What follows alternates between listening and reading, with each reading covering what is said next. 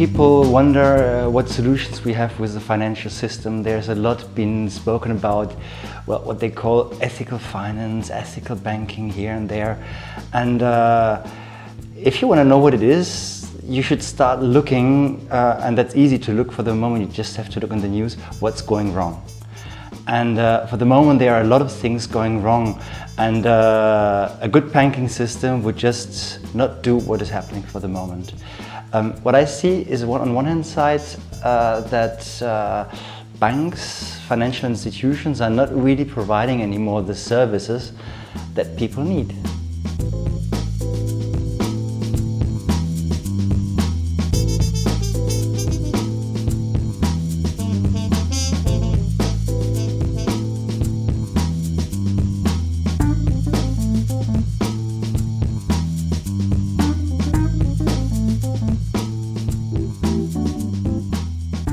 In the financial system much more transparency.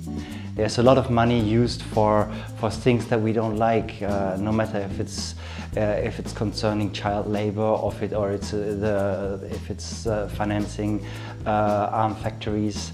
But as well, if you put your money in a bank for savings, you think it's used for local commerce to be started, for example, or a company in your neighborhood. But actually our financial system is so complex that you don't know anymore where the money is going to.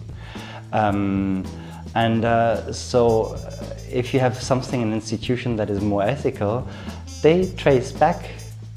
They can say where the money is coming from, and they are able to show what they use the money for. And this is something, as a consumer, personally, I would appreciate a lot.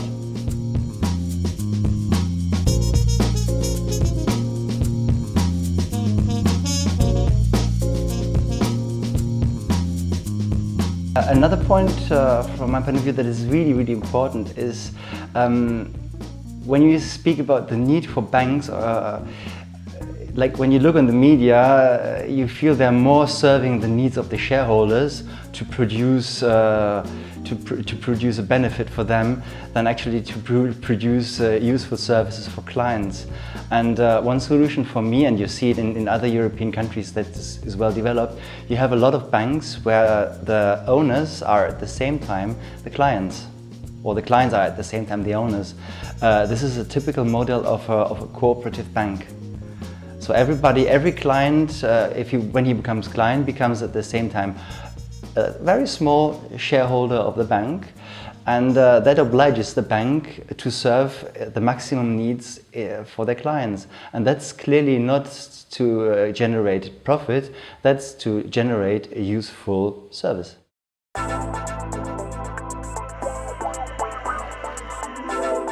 Microcreditarea este unul dintre cele mai importante instrumente de susținere a antreprenoriatului social și a economiei sociale. Băncile și alte instituții financiare au exclus de-a lungul timpului un număr important de persoane de la beneficiile creditării, forțându-le pe acestea să se adreseze unei piețe informale și neconvenționale pentru satisfacerea nevoilor financiare. Microcreditarea are în vedere acordarea de împrumuturi de mici dimensiuni, microcredite, unor persoane sau actori economici care nu se califică pentru a accesa serviciile financiare tradiționale. Aproape întotdeauna aceste servicii de microcreditare sunt însoțite de servicii de consultanță și training profesional pentru a reduce gradul de risc al afacerii susținute financiar. Microfinance is about 20-25 years old as a development strategy. It focuses on providing small loans to people, mostly for business purposes, people who are not likely to get a loan out of a traditional financial institution such as a bank or investment fund. And the idea is to help them improve their lives by doing economic activity and repaying the loan and having money for their family.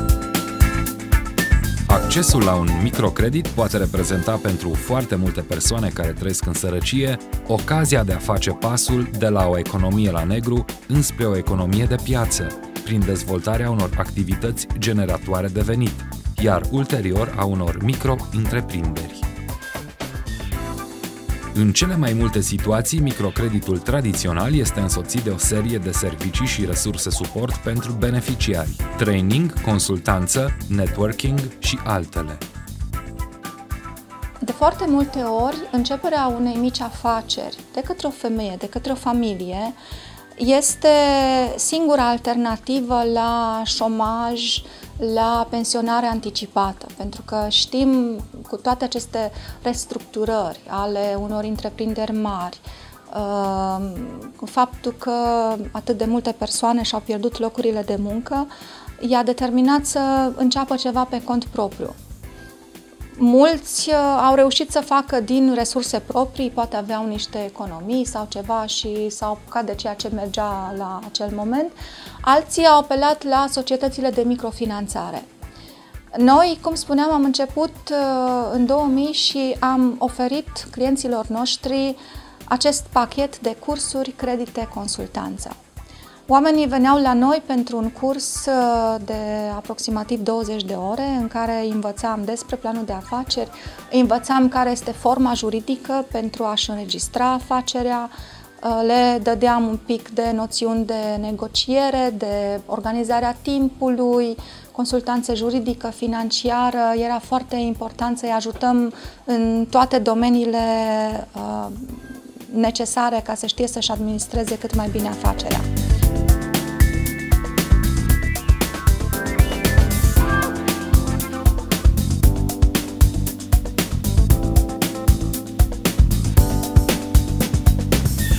Microcreditele sunt acele împrumuturi mici, relativ mici, deși acum Uniunea Europeană și legislația în România le definește ca fiind până la 25.000 de euro.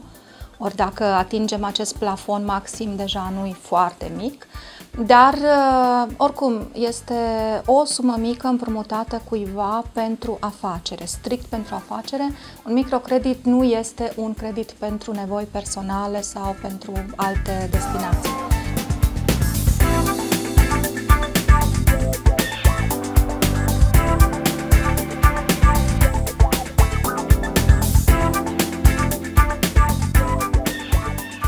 Sunt de multe ori momente când ai nevoie de o sumă nu prea mare, dar ai nevoie de o sumă și poți să te descurci împrumutându-te de la dânsii.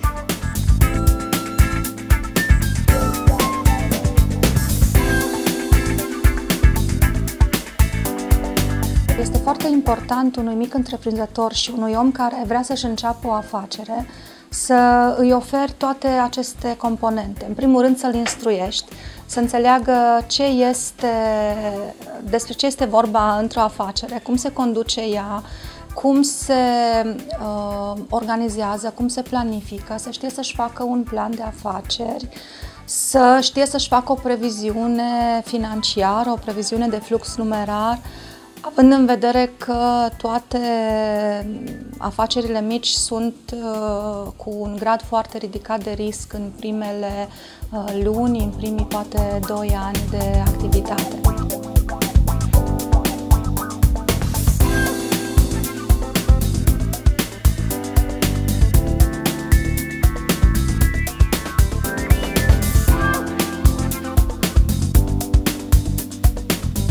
Unul dintre obiectivele principale ale acestui tip de credit se referă la investiția în capitalul de lucru pentru achiziționarea unor materii prime sau instrumente, utilaje, necesare activității pe care doresc să o desfășoare persoanele care apelează la acest tip de serviciu.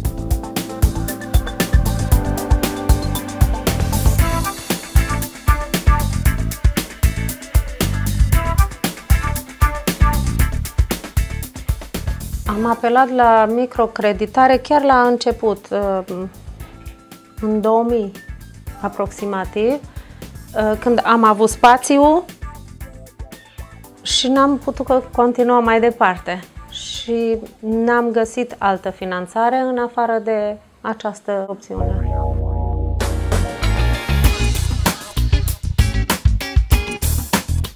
Very often poor people need a lot of coaching, a lot of training, and a lot of encouragement, because it's a big step for them to start their own business.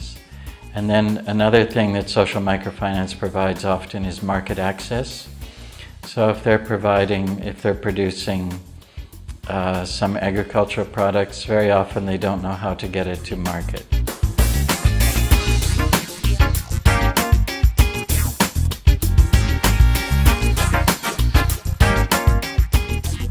Societățile de microfinanțare se deosebesc de bănci și prin faptul că nu iau atât de mult în considerare trecutul unei afaceri, cât viitorul și potențialul. Orice activitate fac este o activitate economică și trebuie să se desfășoare după anumite reguli. Trebuie întotdeauna orice faci să te gândești la piața de desfacere.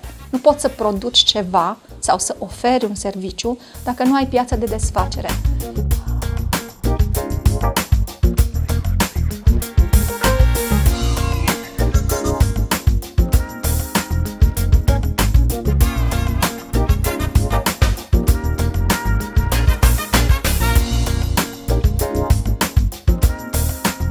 Marea diferență între o societate de microcreditare sau microfinanțare și o bancă este faptul că momentul în care se semnează acel contract de credit este momentul în care începe relația cu clientul și angajamentul instituției față de client.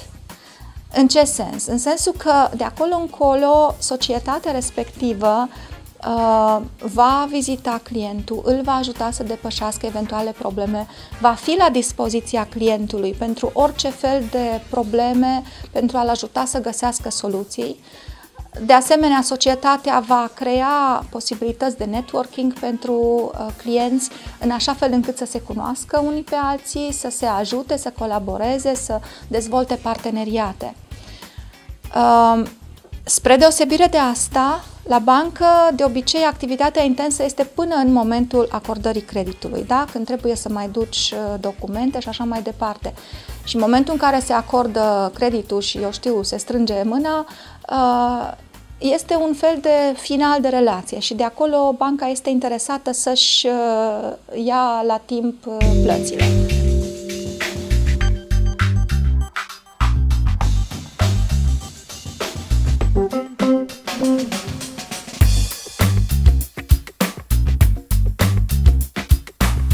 Cineva care citește documentația fără să cunoască omul, fără să înțeleagă de unde vine el, unde este poziționată afacerea lui, s-ar putea să interpreteze greșit și un om care ar fi un foarte bun client pentru bancă să nu primească credit, tocmai pentru că nu există acea relație personală și cunoaștere a locului și din păcate se întâmplă asta.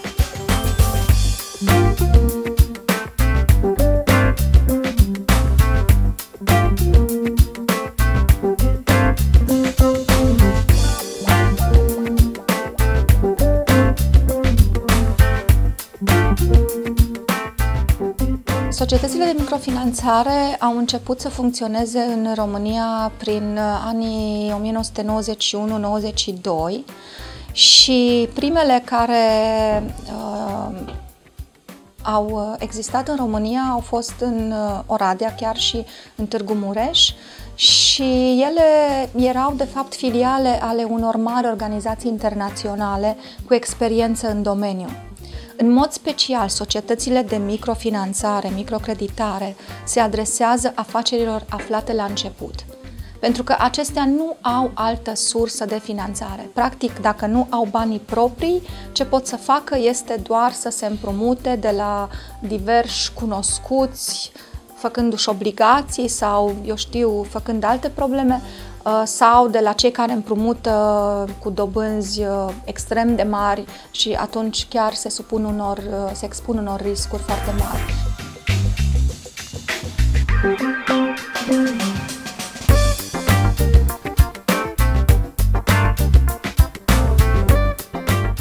O altă diferență care a contribuit la succesul activității de microcreditare este flexibilitatea și dinamismul unei societăți de microfinanțare. Fiind instituții mai mici și independente, sunt mult mai flexibile pentru a răspunde la nevoile clientului.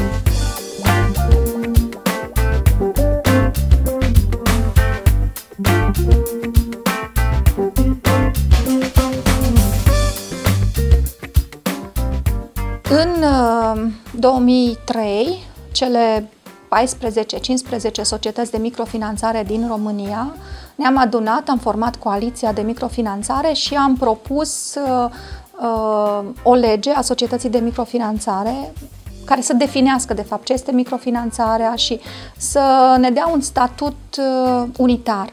Și a apărut această lege în 2005.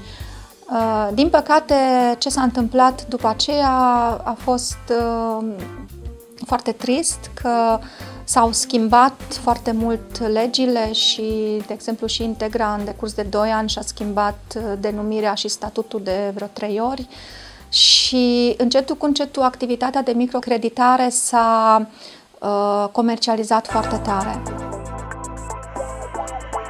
Din păcate, ceea ce există acum în România s-a îndepărtat foarte mult de acel concept veritabil și activitatea fiind atât de comercială și sub supravegherea Băncii Naționale, se desfășoară printr-o structură foarte sofisticată, de fapt cea mai sofisticată și scumpă structură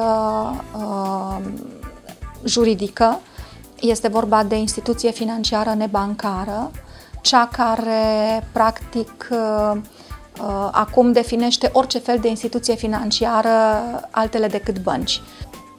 Nu poți să pui la oaltă microcreditarea socială cu o activitate de leasing sau de credit ipotecar. Da, este într-un fel o activitate economică, dar economia socială și societatea de microfinanțare face parte din economia socială.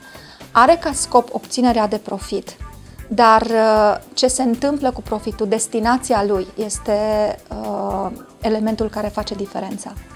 În cadrul unei societăți de microcreditare, întotdeauna profitul va fi folosit pentru a fi reinvestit, pentru a crește capacitatea instituției de a da mai multe microcredite, de a sluji mai mult comunitatea, de a ajuta mai mulți oameni să-și dezvolte mici afaceri. Există afaceri foarte mici, unde este vorba de un om sau 2 oameni. Există aceste întreprinderi individuale, persoane fizice autorizate și așa mai departe, asociații familiale. Acestea trebuie să fie susținute și cea mai bună modalitate de a le susține sunt societățile de microcreditare, de microfinanțare, care acordă acest pachet, cursuri, credite și consultanță.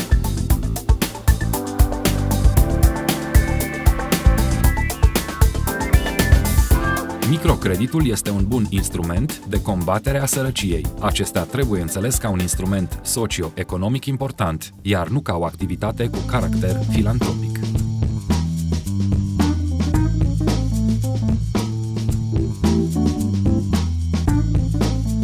În aproape 8 ani de activitate de microfinanțare am acordat 1000 de credite și am avut o rată de rambursare de 99,3%. Și este o rată reală și este surprinzătoare având în vedere persoanele cu care am lucrat și afacerile cu care am lucrat. Este vorba de persoane, femei sau familii care aveau o masă în piață, mici magazine de tip ABC, croitorie, eu știu, creștere de animale, o mică seră și așa mai departe. Microfinanțarea este o finanțare de proximitate, pentru că persoanele se cunosc și se sprijină reciproc. Microfinanțarea se bazează pe legături sociale și le întărește.